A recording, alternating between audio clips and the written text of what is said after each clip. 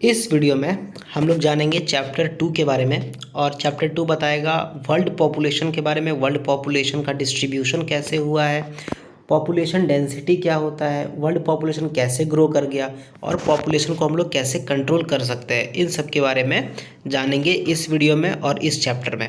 तो देखो, आप लोग शायद देखते होंगे अगर कि पॉपुलेशन हर जगह एक जैसा नहीं है। जैसे कि किसी देश में बहुत ज़्यादा है, किसी देश में बहुत कम है, किसी एरिया में बहुत ज़्यादा है, किसी एरिया में बहुत कम है। मान लेते हैं कि आपके घर, आप शहर में रहते हो और आपके शहर से सटे हुए एक गांव है। अगर शहर 10 किलोमीटर का है और गांव भी अगर 10 किलोमीटर का है, तो शहर में ज़्यादा लोग रहते होंगे, गांव में कम लोग रहते होंगे शायद। ठीक है, तो इस सिचुएशन में जो देखो आप, डिस्ट्रीब्यूशन जो हो रहा है पॉपुलेशन का वो अलग अलग हो रहा है। ठीक है ना, वो पॉपुलेशन का डिस्ट्रीब्यूशन अलग अलग हो रहा है। तो इसी संदर्भ में अब हम लोग बात करते हैं कि दुनिया में पॉपुलेशन का डिस्ट्रीब्यूशन, दुनिया में पॉपुलेशन कैसे फैला हुआ है। देखो, दो देश, एक तो चाइना और दूसरा भारत, यहाँ पे बहुत ज़्यादा लोग रहते हैं। अभी 2022 के लगभग का डाटा बताएं तो 140 करोड़ लगभग चाइना के पास है, 150 करोड़ के आसपास, और इंडिया के पास भी 140 करोड़ के आसपास लोग हैं। तो कितना हो गया, 2.9 बिलियन। और टोटल अपने पास है 8 बिलियन। ठीक है, तो 2.9 मतलब कि 3 बिलियन मात्र दो कंट्री के पास है, जो कि है इंडिया और चाइना। और अगर यूएसए को भी ऐड कर दे तो ये 3 बिलियन से अबव हो जाएगा। तो बस तीन कंट्री के पास 3 बिलियन पीपल है और 5 बिलियन बाकी कुछ 195 कंट्रीज़ के पास है। सोचो कि कितना डिस्ट्रीब्यूशन अलग अलग है देशों में। किसी देश में बहुत ज़्यादा है, किसी देश में बहुत कम है। ऐसे रसिया, रसिया दुनिया का सबसे बड़ा देश है, लेकिन उसका पॉपुलेशन देखो कितना कम है। वो लगभग कुछ 18-20 करोड़ उसके पास पॉपुलेशन है मात्र। ठीक है, तो इतना बड़ा देश होने के बावजूद इतना कम पॉपुलेशन है। अब पॉपुलेशन का अलग अलग जो डिस्ट्रीब्यूशन होता है वो किन किन चीज़ों पर इम्पैक्ट करता है। पहला तो किन किन चीज़ों के कारण जो डिस्ट्रीब्यूशन है पॉपुलेशन का, पॉपुलेशन अलग अलग जगह रहता है, लोग अलग अलग जगह रहते हैं इकट्ठे में। ऐसा क्या कारण हो सकता है? पहला कारण है अवेलेबिलिटी ऑफ वाटर। अब रेगिस्तान है, भारत जैसे देश है तो वहाँ पे राजस्थान एक एरिया है। ठीक है, तो राजस्थान का वेस्ट साइड में थार डेजर्ट पड़ता है, वहाँ पे पानी का बहुत कमी है। या फिर आप जम्मू एंड कश्मीर के एरिया में लद्दाख ले लो, वहाँ पे पानी का दिक्कत है, तो वहाँ पे लोग कम रहते हैं। और अगर गंगा प्लेन्स ले लो, जहाँ पे पानी का कोई दिक्कत नहीं है, वहाँ पे लोग ज़्यादा रहते हैं। तो इसलिए पानी का भी एक बहुत बड़ा इंपॉर्टेंट रोल होता है। दूसरा आता है लैंड फॉर्म। देखो आप, हिमालय पे तो बहुत कम आदमी रहेगा, है ना। और वहीं अगर गंगा प्लेन का बात करें, जहाँ पे पूरा समतल ज़मीन है, खेती बाड़ी बढ़िया से होता है, खेती होता है, लोग अच्छे से रहते हैं, इंडस्ट्री वगैरह लगती है, तो वो लैंड फॉर्म के कारण हो रहा है। तो इसलिए भी लोग ज़्यादा जगह कहाँ रहेंगे, हिमालय पे रहेंगे या गंगा पे रहेंगे? ऑब्वियसली गंगा पे रहेंगे, गंगा प्लेन पे रहेंगे। तो इसलिए लैंड फॉर्म का जो ज़मीन का सतह है वो भी बहुत ज़्यादा इंपॉर्टेंट रोल प्ले करता है। फिर क्लाइमेट का अगर बात करें, देखो अगर कब कोई ऐसा जगह है जहाँ पे बहुत सर्दी पड़ता है और बहुत ठंडा पड़ता है और बहुत गर्मी पड़ता है, उस जगह पे लोग बहुत कम रहना चाहेंगे। और एक ऐसा रीजन जहाँ पे एकदम जैसे बेंगलोर वाला रीजन है या मुंबई वाला रीजन है, जहाँ का क्लाइमेट बहुत सही है, वहाँ पे ना ज़्यादा ठंडा पड़ेगी ना ज़्यादा गर्मी पड़ेगा, तो उस सिचुएशन में लोग मुंबई में रहना पसंद करेंगे। ना कि आपका कोई एक ऐसा एरिया जहाँ पे दिन में बहुत गर्मी, रात में बहुत ठंडा, थार डेजर्ट ले लो, है ना, तो लोग मुंबई में रहना पसंद करेंगे। फिर बात करते हैं सॉइल का। ऐसा एरिया जहाँ पे सॉइल बहुत फर्टाइल है, जैसे गंगा प्लेन, गंगा का जो एरिया है वहाँ का जो सॉइल है बहुत ज़्यादा फर्टाइल है, वहाँ बहुत अच्छा फसल हो सकता है। तो लोग वहाँ रहना पसंद करेंगे। या फिर एक रेगिस्तान में जहाँ का सॉइल बहुत गंदा है, वहाँ पर कुछ नहीं होता है, वहाँ पे कोई खेती बाड़ी नहीं होता है, तो ऑब्वियसली लोग गंगा जगह पे रहना पसंद करेंगे, गंगा प्लेस पे रहना पसंद करेंगे। तो वो हो गया, सॉइल भी एक कारण होता है। तो क्या क्या कारण था हम लोग के पास? एक तो पानी का अवेलेबिलिटी, पानी रहना चाहिए। दूसरा कि ज़मीन कैसा है, लैंड फॉर्म कैसा है। तीसरा हो गया क्लाइमेट उस एरिया का कैसा है, वहाँ का वातावरण कैसा है। और तीसरा हो गया अपना वहाँ का सॉइल कैसा है, ताकि खेती बाड़ी किया जा सके। तो ये तो हो गया डिस्ट्रीब्यूशन किन किन चीज़ों पर इन्फ्लुएंस करता है। अब बात करें हम लोग डेंसिटी ऑफ पॉपुलेशन का। पॉपुलेशन का जो घनत्व है वो हम लोग कैसे निकालेंगे? तो पॉपुलेशन का डेंसिटी निकालना बहुत आसान है। किसी भी एरिया में जितना पॉपुलेशन है उतना लिख लो और जो भी एरिया है उससे डिवाइड कर दो। फॉर एग्जांपल अगर इंडिया में आप लोग, ये तो यहाँ पे डेंसिटी निकाल के दिखाया गया है, बट अब मैं आप लोग को होमवर्क देना चाहता हूँ। आप लोग ये बताओ कि इंडिया का डेंसिटी कितना होगा अगर इंडिया के पास 104 करोड़ लोग रहते हैं और भारत के पास कुछ 3.2 मिलियन स्क्वायर किलोमीटर एरिया है। तो आप लोग बताओ कि डेंसिटी कितना होगा भारत का, 1 किलोमीटर पे कितना लोग यहाँ पे रहते होंगे, वो आप लोग कमेंट सेक्शन में मुझे बताओ। अब बात करें हम लोग, तो ये तो था अपना ज्योग्राफिकल फैक्टर, सब ज्योग्राफी पे था।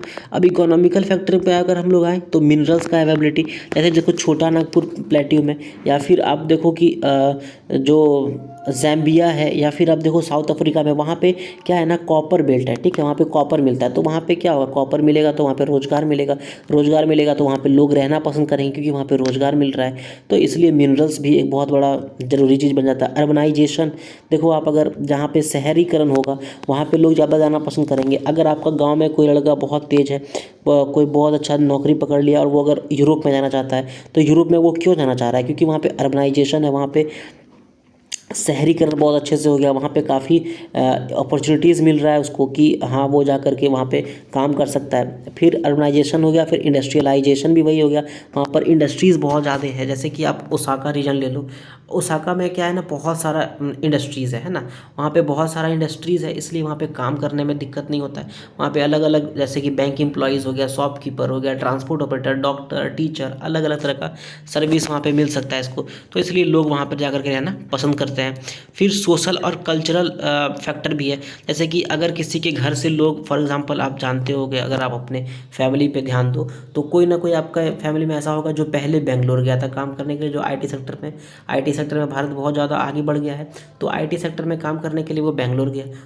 उसी को देखते देखते शायद कोई एक नया बच्चा आया घर पे और वो बोला कि हम भी बेंगलोर जाएंगे, ठीक है। फिर क्यों गया, क्योंकि वहाँ पे उसका फैमिली मेम्बर कोई रहता था या कोई ऐसा लोग रहता था जिसको वो जानता था, तो इसलिए वो सोशल और कल्चरल फैक्टर में आ गया, ठीक है, कि हाँ ठीक है मेरा कोई बॉन्ड है वहाँ पे, इसलिए हम वहाँ जा करके अच्छे से वहाँ रह करके पढ़ाई कर सकेंगे, या हम वहाँ पे जा करके जॉब कर सकेंगे। अब अगर हम लोग पॉपुलेशन ग्रोथ का बात करें तो नॉर्मल सा बात है कि अगर पॉपुलेशन बढ़ रहा है, लोगों की संख्या बढ़ रही है, तो उसको पॉपुलेशन ग्रोथ बोलेंगे। लेकिन कुछ कुछ बेसिक कॉन्सेप्ट है पॉपुलेशन ज्योग्राफी को लेकर के, जैसे पहला है ग्रोथ ऑफ पॉपुलेशन। तो जैसे कि 10 साल में, भारत में सेंसस नॉर्मली 10 साल में होता है, तो 10 साल में भारत का पॉपुलेशन कितना बढ़ गया, जैसे कि 2001 में कुछ 102 करोड़ लोग यहाँ पे रहते थे, 2011 में वो बढ़ करके 121 करोड़ हो गया। तो ये क्या हुआ, 18-20 करोड़ जो बढ़ा वो एक्चुअल नंबर में वो ग्रोथ हो गया भारत का, ग्रोथ ऑफ पॉपुलेशन, ठीक है। उसके बाद ग्रोथ रेट का अगर बात करें तो वो परसेंटेज में निकाल लो आप, 120 करोड़ 2011 वाले पॉपुलेशन, तो यार सेंसस 2011 का सेंसस में कितना था, 120 करोड़ था, 2001 वाले में कितना था, 102 करोड़ था, चेंज कितना हो गया, 18 करोड़। अब 2011 में हम लोग पता करें कि कितना रेट ऑफ चेंज हुआ, तो 18/120 गुना 100%, ठीक है, तो उस तरह परसेंटेज में निकलता है। फिर नेचुरल ग्रोथ क्या हुआ, ज़्यादा अगर बर्थ हो रहा है, कम डेथ हो रहा है, तो इसलिए क्या होगा, ये पॉजिटिव में बढ़ रहा है। यही अगर रसिया का बात करें तो वहाँ पे बर्थ बहुत कम हो गया, बर्थ रेट बहुत कम हो गया है, इसलिए उसका जो ग्रोथ है वो नेगेटिव में जा रहा है, ठीक है। सिर्फ रसिया ही नहीं, और भी कुछ कुछ देश है अमेरिका में, सॉरी यूरोप में, वहाँ पे जो पॉपुलेशन है वो ग्रोथ जो है उसका नेगेटिव होते जा रहा है। पॉजिटिव में वही जैसे हम बताया आपको, बर्थ अगर ज़्यादा है, डेथ कम है तो पॉजिटिव, और डेथ अगर ज़्यादा है मतलब मरने वालों की संख्या ज़्यादा है जन्म लेने वाली संख्या से, तो नेगेटिव ग्रोथ रेट हो गया। हम लोग का फिलहाल तो पॉजिटिव चल रहा है, ठीक है। अब अगर हम लोग बात करें क्रूड बर्थ रेट का, तो क्रूड बर्थ रेट मतलब क्या हो गया कि 1 साल में जितना भी जिंदा बच्चा पैदा हुआ, ऐसा नहीं कि बच्चा पैदा होते ही मर गया, वो नहीं, जितना पैदा हुआ 1 साल में, और उस साल के बीच में जो भी पॉपुलेशन था उस एरिया का, उसको 1000 से मल्टीप्लाई करने पे निकलता है अपना crude birth rate. Crude birth rate का नाम से आप समझ सकते हो कि ऐसा बर्थ रेट जो कि एकदम धड़ल्ले से निकाला गया हो, उसमें कोई ज़्यादा पक्षपात ना किया गया हो, ठीक है। क्रूड डेथ रेट का अगर बात करें तो क्रूड, जैसे क्रूड बर्थ रेट में बर्थ के ऊपर बात होता है, क्रूड डेथ रेट में डेथ के ऊपर बात होता है, मतलब मरने वालों की संख्या कितनी है ना, मरने वालों की संख्या कितनी है, मिड ईयर पॉपुलेशन कितना है, और आपको 1000 से मल्टीप्लाई कर दो तो आपका क्रूड डेथ रेट निकल जाएगा। अब बात करें अगर हम लोग माइग्रेशन का, तो माइग्रेशन का मतलब होता है एक जगह से दूसरे जगह आदमी का चले जाना। 2 तरह के बेसिस पे होता है, पहला होता है प्लेस ऑफ ओरिजिन और दूसरा होता है प्लेस ऑफ डेस्टिनेशन। जैसे कि मान लेते हैं कि आप अगर किसी शहर में किसी गांव में पैदा हुए, ठीक है, और आप चले गए मुंबई, या तो पढ़ाई करने या फिर आपके पापा का जॉब लग गया वहाँ पे, या फिर आपका जॉब लग गया, कुछ भी रीज़न हो सकता है।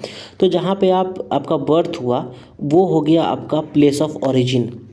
जहाँ पे आप जाके अभी रह रहे हो वो हो गया आपका प्लेस ऑफ डेस्टिनेशन, ठीक है, वो हो गया आपका प्लेस ऑफ डेस्टिनेशन। यूजुअली देखा जाता है कि रूरल से अर्बन की ओर माइग्रेशन किया जाता है, मतलब गांव से शहर की ओर जो माइग्रेशन होता है उसको मेनली देखा जाता है। उसको अर्बनाइजेशन भी बोल सकते हैं कि लोग जो है रूरल से अर्बन की ओर जा रहे हैं, गांव से शहर की ओर जा रहे हैं, ठीक है। दो तरह का चीज़ होता है, पहला होता है इमिग्रेशन, दूसरा होता है इमाइग्रेशन। तो एक प्लेस से दूसरे प्लेस में, जैसे कि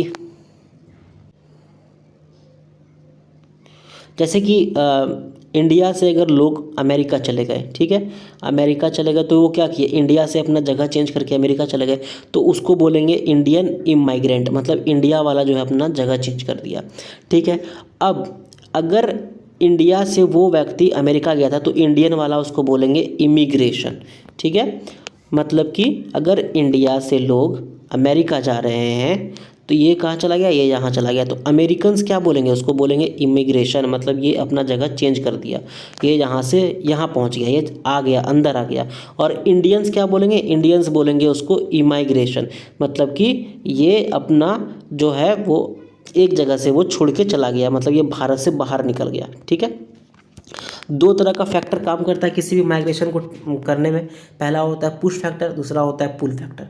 पुश फैक्टर क्या होता है, मतलब कि वो बताएगा आपको कि देखो अनएम्प्लॉयमेंट कितना ज़्यादा है। फॉर एग्जांपल किसी भी गांव में अगर लोग रहते हैं तो वो नॉर्मली अर्बन शहर में वो क्यों माइग्रेट करते हैं, वो खुशी से तो नहीं है माइग्रेट करते होंगे, वो कुछ ना कुछ उनके पास व्यवस्था होगा, या तो उनके पास अनएम्प्लॉयमेंट है, या फिर वहाँ अस्पताल का कमी है, एजुकेशन का कमी है, कुछ भी पॉलिटिक्स है वहाँ पे बहुत ज़्यादा है, क्राइम रेट है, कुछ भी क्लाइमेट ख़राब है, या फिर अर्थक्वेक वगैरह कुछ भी आ गया हो तो वो पुश फैक्टर में आएगा, मतलब वो धकेल रहा है उस जगह से कि आप इस जगह छोड़ के जाओ। दूसरा है पुल फैक्टर, जैसे मुंबई है, बोला जाता है सपनों की नगरी मुंबई, क्यों, क्योंकि वहाँ पे देखो वहाँ पे जॉब काफ़ी अवेलेबल है, वहाँ पे लोग रहना चाहते हैं, सबको लगता है कि वहाँ बहुत अच्छा जगह है, वहाँ रहेंगे तो हम राजा बन जाएंगे, अमीर हो जाएंगे, तो इसको बोलते हैं पुल फैक्टर, जहाँ पे लोग अट्रैक्ट होते हैं आने के लिए।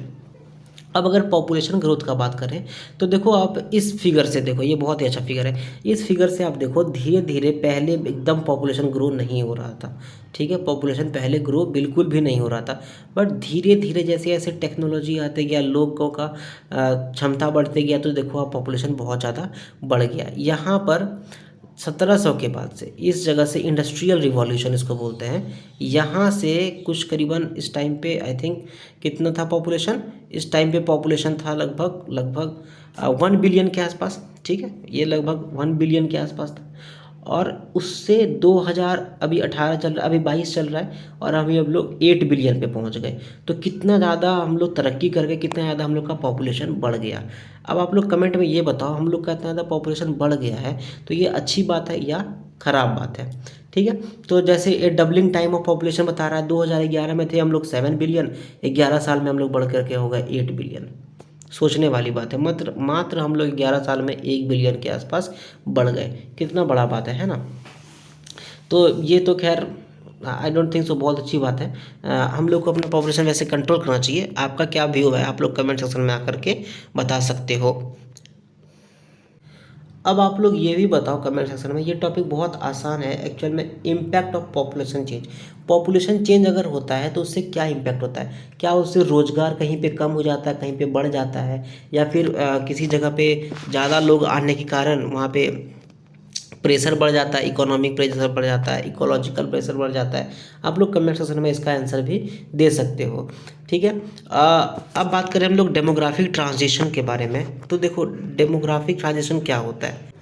देखो डेमोग्राफी ट्रांजिशन क्या होता है ना कि लोगों का जो मीन एज है, जैसे कि मान लेते हैं कि किसी एक शहर में कुछ 100 लोग रहते हैं, उसमें 50 लोग युवा हैं, 50 लोग बूढ़े हैं, ठीक है। ये एक रूरल एरिया है। अब अर्बन एरिया में बात करें, यहाँ पे कुछ 100 लोग रहते हैं, इसमें 50 लोग बूढ़े हैं, 50 लोग जवान हैं, ठीक है। यहाँ से क्या होगा, जो जवान लोग हैं वो यहाँ पर आ जाएगा, ठीक है, इसका जो पॉपुलेशन है वो बढ़ गया, मान लेते हैं कि 30 आ गया। तो यहाँ पे क्या हुआ, डेमोग्राफी ट्रांजिशन इसका बहुत बेहतर हो गया, क्योंकि यहाँ पे युवा ज़्यादा हैं, काम करने वाले लोग कम हैं, काम करने वाले लोग ज़्यादा हैं। रूरल एरिया में, गांव में क्या हुआ कि जो काम करने वाले लोग थे वो आ गए शहर में, तो यहाँ पे क्या हो गया, 20 लोग मात्र बच्चे काम करने वाले हैं ना, काम करने के लिए मात्र 20 लोग बच गए। अब जो 20 लोग बच गए काम करने के लिए, अब यहाँ का जो डेमोग्राफिक ट्रांजिशन है वो भी चेंज हो गया, यहाँ का जो डेमोग्राफिक ट्रांजिशन है वो भी चेंज हो गया। तो ये भारत में ही नहीं, बहुत जितना भी मोस्टली डेवलपिंग कंट्री है वहाँ पर देखा जा रहा है कि ये डेमोग्राफिक ट्रांजिशन हो रहा है। अब डेमोग्राफिक ट्रांजिशन का थ्योरी का बात करते हैं। देखो ये 3 स्टेजेस पे होता है। पहला क्या आता है, पहला स्टेज में जो बर्थ रेट है वो बहुत ज़्यादा रहता है, ठीक है, बर्थ रेट बहुत ज़्यादा है, डेथ रेट भी बहुत ज़्यादा है। तो पॉपुलेशन ज़्यादा बढ़ता नहीं है, ज़्यादा घटता भी नहीं है। इस रीजन पे देखो, ना ज़्यादा बढ़ रहा है ना ज़्यादा घट रहा है, ठीक है। अब दूसरे स्टेज पे आप बात करते हैं, इसमें क्या होता है, पॉपुलेशन बहुत ज़्यादा बूम कर जाता है, जैसे इंडिया का हुआ। इंडिया वाले में क्या हुआ, यहाँ पर देखो हेल्थ सेक्टर बहुत अच्छा हो गया, हेल्थ सेक्टर अच्छा हो गया, यहाँ का लोगों का लिविंग कंडीशन बढ़िया हो गया, यहाँ पे डेथ रेट जो है वो बहुत कम हो गया, और बर्थ रेट उसी रेट से बढ़ता रहा, बर्थ रेट बढ़ता रहा और डेथ रेट जो है वो घटता रहा। तो पॉपुलेशन क्या होगा, पॉपुलेशन बूम कर जाएगा, मतलब बहुत ज़्यादा बढ़ने लगेगा। अब बात करते हैं हम लोग तीसरा स्टेज में, जिसमें कि कुछ कुछ यूरोपियन कंट्रीज़, जैसे कि अभी हम बताए रसिया वगैरह, वो लोग उस जगह पर है, कनाडा हो गया, जापान हो गया। वहाँ पे क्या हो रहा है कि वहाँ पे लोगों को समझ में आ गया कि ज़्यादा बर्थ रेट अगर करेंगे, ज़्यादा अगर बच्चे को जन्म देंगे तो हम लोग को दिक्कत हो जाएगा। तो वहाँ पे बच्चे का जन्म भी कम हो गया और डेथ रेट तो वैसे ही कम था, ठीक है, डेथ रेट भी कम है, बच्चे का जन्म लेने का जो दर है वो भी कम हो गया। इसलिए जो पॉपुलेशन है वो ज़्यादा नहीं बढ़ेगा और वो ज़्यादा फ्लक्चुएट भी नहीं करेगा, वो स्टेबल होकर के चलते रहेगा, कभी कभी वो नेगेटिव भी हो सकता है। अब बात करते हैं हम लोग, जैसे पता चल गया हम लोग को कि 11 साल में हम लोग का जो पॉपुलेशन है वो 1 बिलियन बढ़ गया, ठीक है। तो इसका मतलब पॉपुलेशन को हम लोग को कंट्रोल करना चाहिए। पॉपुलेशन कंट्रोल करने का क्या कारण हो सकता है, ये तो हम लोग समझ ही गए। पॉपुलेशन कंट्रोल कैसे किया जा सकता है, तो सबसे पहले हम लोग को, औरत लोग को बताना पड़ेगा, जो लोग हैं, जो सिटीजन्स है, उसको बताना पड़ेगा कि हम लोग पॉपुलेशन को कैसे कंट्रोल कर सकते हैं, है ना। जो प्रिवेंटिव सेक्स है, जैसे कि कॉन्डम्स वगैरह आपका, वो सब डिस्ट्रीब्यूट किया जा सकता है, प्रोपेगेंडा फैलाया जा सकता है, ठीक है। तो ये सब चीज़ें किया जा सकता है। और अगर मेरे से कुछ पॉइंट छूट गया हो, जैसे कि पॉपुलेशन को कैसे कंट्रोल किया जाए, तो आप लोग कमेंट सेक्शन में बताओ कि पॉपुलेशन कैसे कंट्रोल किया जा सकता है भारत में। तो कुछ कुछ क्वेश्चंस के साथ आई होप कि ये चैप्टर आपको समझ में आ गया हो। एंड मुझे तो मज़ा आया, पता नहीं आपको मज़ा आया या नहीं। अगर आपको मज़ा आया ये चैप्टर जान के, समझ के, तो आप इसको लाइक कर सकते हो, दोस्तों के साथ शेयर कर सकते हो। कुछ भी पूछना है, बताना तो कमेंट करो, चैनल को सब्सक्राइब करो। And thank you very much.